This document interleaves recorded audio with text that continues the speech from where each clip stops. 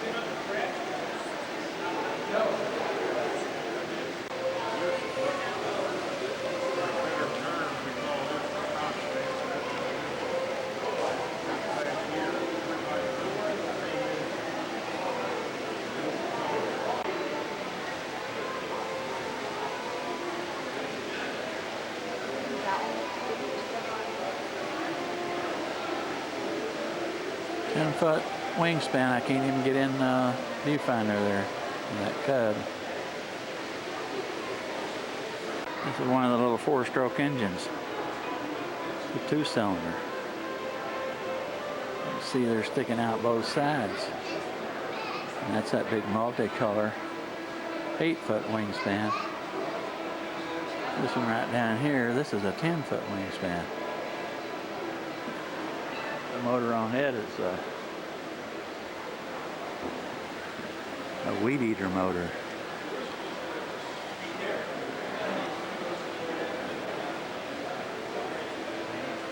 You see that's a weed eater motor. This is a pretty good size motor. Exhaust sticking out the bottom. This one has a big four-stroke.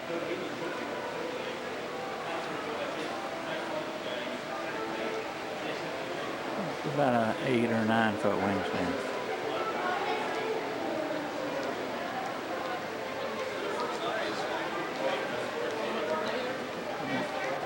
And look at the landing flaps on this one over here. You have to put them down to take off.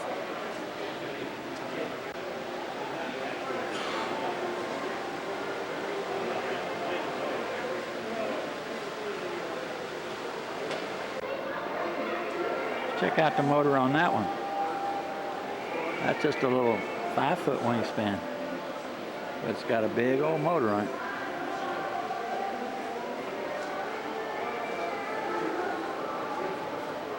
Some of these you can near about ride on. Look at this P40.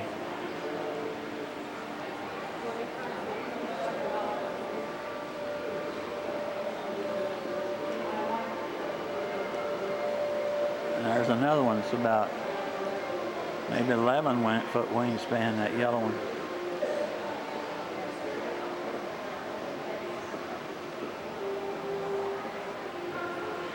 That's about a 20-inch prop on that one there. And there's another one, we just saw one like that earlier.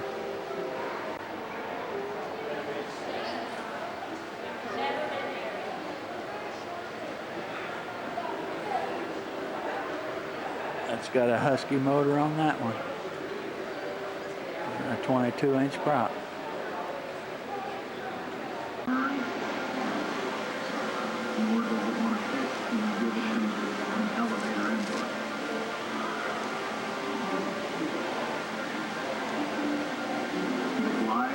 Basically hands-off, free flight. Give it flight control to make your corrections and attitude. As you come in to land, coming across the runway, it descends very nicely, but when it gets about 8-10 feet off of the runway, it begins to get into ground effect and just glide forever. It seems to want to just go on and on. Until you don't go any longer and it's down. There's a real thing in it. In the following months, 2 motors were mounted and powered flight was achieved. The dreams of 2 men have come true. Hope and Densler hope to fly the pterodactyl at air shows and other public events.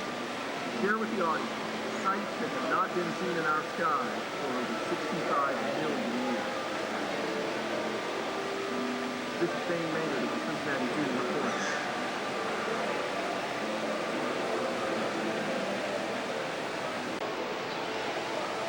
Okay, that's a pterodactyl that we just saw fly there. Thing has a 22-foot wingspan.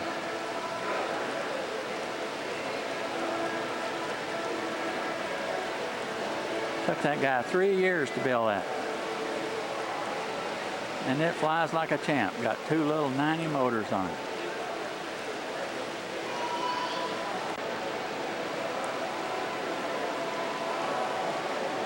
He has 9 pounds of lead in that neck, right below that ring you see there, to make the thing balance out.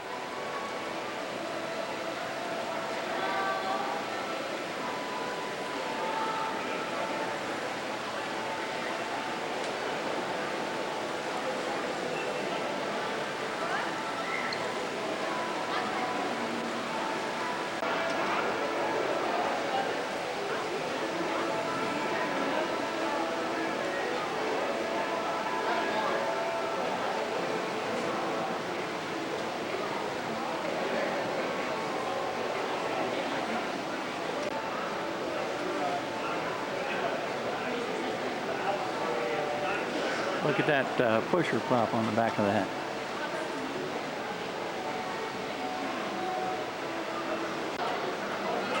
Talk about flying anything. This is a fish.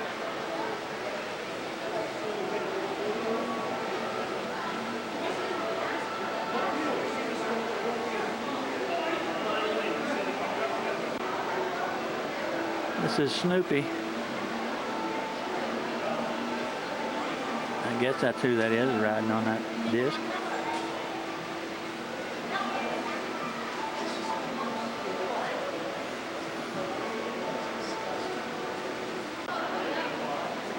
Now this is a seaplane. It's like a Cub, but it lands and takes off on the water. And there's another one right over there.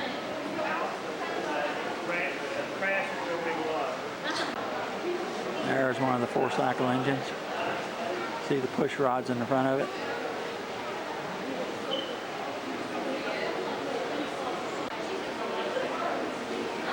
Check out this biplane.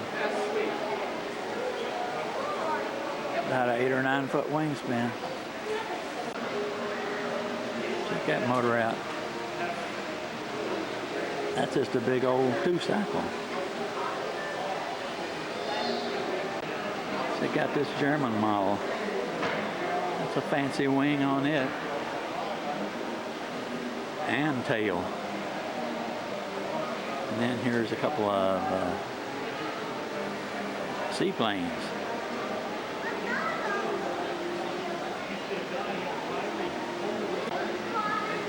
This is another grasshopper like the one we saw before. And over here is a railroad sign.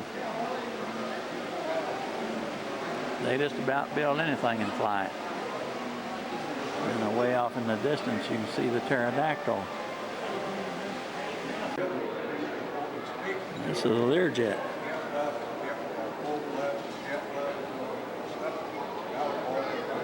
Yeah. Sure is fun.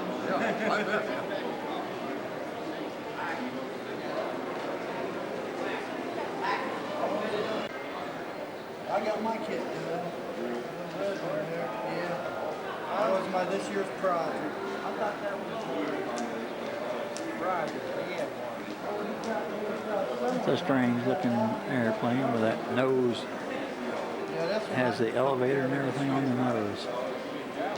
And the rudder on the back. My first kit.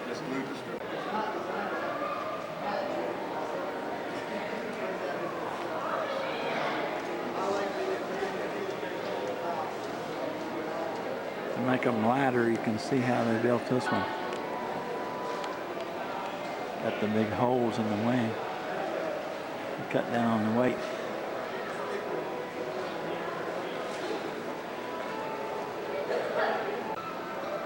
That makes it light enough so you can fly it.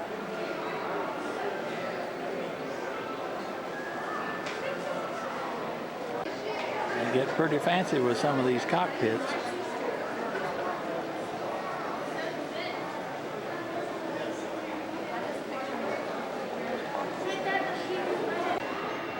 That don't look like it would fly. The body is so big. It's all body. But it's skinny. That's a skinny body. And here's a flying wing. The thing will do about 150 miles an hour.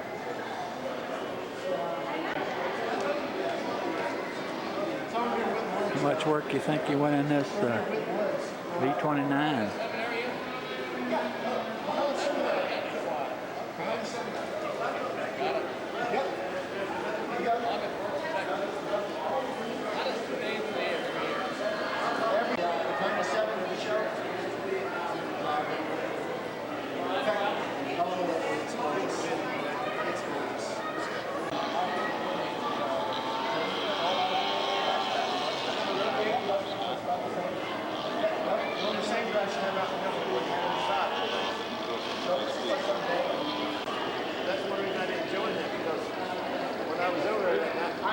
Airplane with an ultralight wing.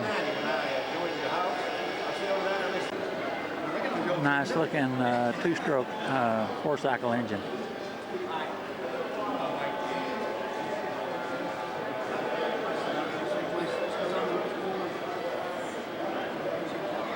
A lot of airplanes up here. Here's a three-bladed prop, which you don't see too often. It's on a four-stroke engine also.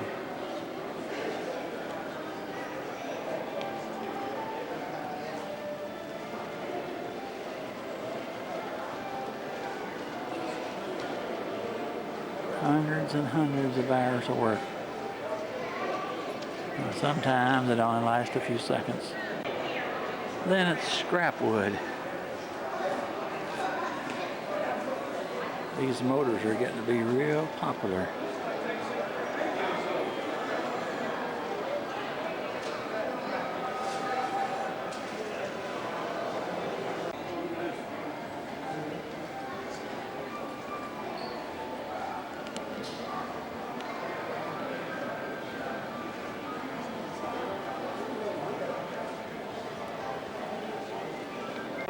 Simulated jet.